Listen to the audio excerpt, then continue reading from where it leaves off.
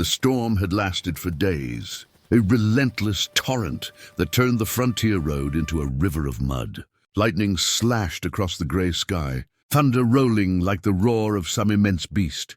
The three children huddled together in a shallow ditch, their small bodies trembling, lips blue from cold, their eyes wide with fear. Behind them, their mother collapsed, her strength finally giving way, her body slick with rain and exhaustion. Each breath she drew was shallow, each shiver an echo of the relentless fear that had haunted them for days. Then, as if the world had decided to offer a single, fleeting mercy, the cowboy appeared. His boots sank slightly in the mud with each step, his worn brown coat dripping with water, wide brim hat pulled low against the pounding rain. His eyes scanned the scene quickly, three terrified children, a mother lying helplessly, and the men who had been pursuing them, blurred figures half hidden in the storm.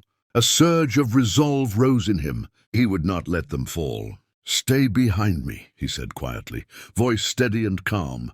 Cutting through the roar of the storm, the children hesitated, fear etched on their faces. But instinct guided them to trust this man who had appeared as though sent by fate itself. The men who had been following them paused. Lightning illuminated the cowboy's face for a brief moment.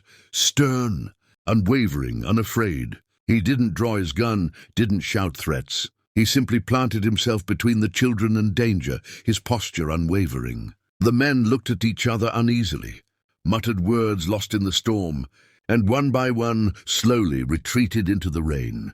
The storm seemed to bow to him in that moment, the wind itself parting around the small group he protected. The cowboy knelt down to gather the children, wrapping his coat around their small shoulders.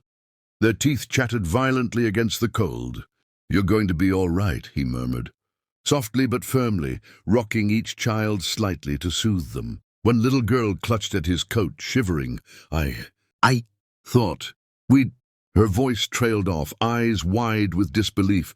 "They're all alive," he whispered, gently lifting the mother into his arms. Her body was frail, feverish, and weak from hunger, but still breathing, still clinging to life.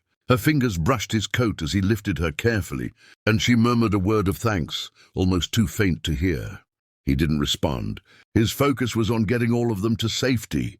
The journey to his cabin was arduous. The wagon's wheels sank into the mud, the horses struggling, the children gripping him tightly, rain pelting down in relentless sheets. He talked to them as they went, softly telling stories, singing lullabies, anything to distract them from the cold and fear. At times, the mother's head would loll against his shoulder, eyes closing as exhaustion overtook her, and he would glance down to make sure her breathing remained steady. Each mile they moved, each puddle they splashed through, was a battle, but he refused to stop until they were safe. Finally, the small wooden cabin appeared through the sheets of rain, lights glowing warmly in the dark.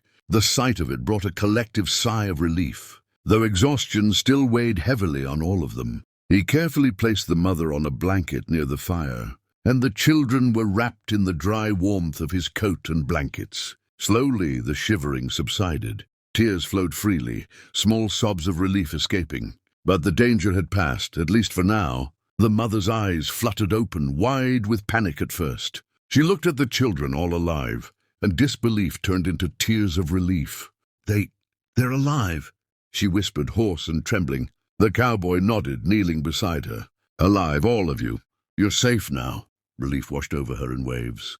Tears streamed down her face as she gently touched the children, checking for injuries, marveling that they had survived the storm. The first few days inside the cabin were tense. The children were wary, still clinging to the cowboy's legs, their small bodies alert to every noise. The mother slept intermittently, recovering slowly, her strength returning in small increments. The cowboy moved with quiet efficiency, tending the fire, bringing water, ensuring the children ate something, even if they were too shy or afraid to ask. During these days, he spoke little, but acted constantly, his presence a silent promise of protection. As the storm ended and sunlight broke through gray clouds, the cabin and surrounding land began to feel alive again.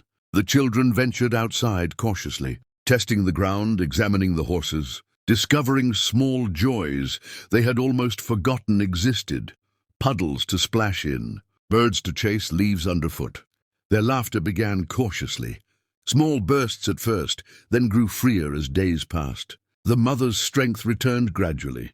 She insisted on helping with chores, feeding the horses, washing clothes, cooking meals. She worked quietly with humility, determined to prove her worth. The cowboy never imposed, never forced her, but he watched closely, silently acknowledging her courage. She, in turn, began to trust him more with each passing day, understanding that his protection was not condescending but a choice, a conscious act of responsibility and respect. Evenings were spent by the fire, sharing small stories, simple conversations, laughter slowly returning. The cowboy, usually reserved, began to speak more often, telling the children small stories, asking the mother questions, sometimes offering advice or guidance. Through these small interactions, a bond formed, unrooted not in obligation, but in shared survival and mutual respect. One night, thunder rolled again in the distance. The children froze, startled by the memory of fear. The cowboy knelt before them, looking each in the eye. "The storm can't hurt you here," he said firmly. "We're together. Nothing can take you from this place. You're safe." The words were simple yet powerful. Relief washed over them. Their small bodies relaxed, and the mother, standing behind, watched him with silent gratitude. She understood now he was not just a protector in the storm, but a constant presence, a steady hand guiding them toward hope. Weeks passed. Days merged into months. The cabin became home. The children explored freely, learning to feed animals, gather firewood, help with chores. Laughter became commonplace. The mother, regaining both strength and confidence, worked alongside him, not as a charity case but as a partner, someone rebuilding her life with dignity and purpose. In these months, the cowboy watched her carefully, noticing the quiet strength in her hands, the determination in her eyes, the way she tended to the children with love and patience. The children began to speak more freely, asking questions, telling stories, even making small jokes. The cowboy found himself laughing along, the sound rare and genuine. It was not just survival, they were beginning to thrive. One evening, as the sky blushed with the colors of sunset, the cowboy asked a question, softly, quietly, in a way that felt both natural and deliberate. "Do you want to build a life here? Together?" Her eyes went first to the children, then to him. She saw the truth in his gaze, the sincerity in his tone, and the quiet promise behind his words. Slowly she nodded, a single movement, but one that transformed their reality entirely. The children clapped, laughter erupting uncontrollably, not fully understanding the depth of the moment, but sensing its joy. Months turned into years. The storm became a distant memory. The cabin expanded into a small ranch, the land tilled and fruitful. The children grew strong and healthy, running through fields, climbing fences, learning to ride horses. The mother stood taller, her body stronger, her spirit unbroken. The cowboy, still reserved in speech, spoke through actions, teaching, guiding, protecting, loving in quiet ways. Travelers passing the ranch would tell tales of a cowboy who had once stood in a storm and dared the world to take a mother and her children. But the children remembered something simpler, the night they were left in the rain, trembling and shivering, only to discover that one act of courage, one man's choice, could turn despair into life. The storm had tried to break them. It had failed. Instead, it brought them together. And together, they endured. They survived. They thrived. And they built a family stronger than any storm.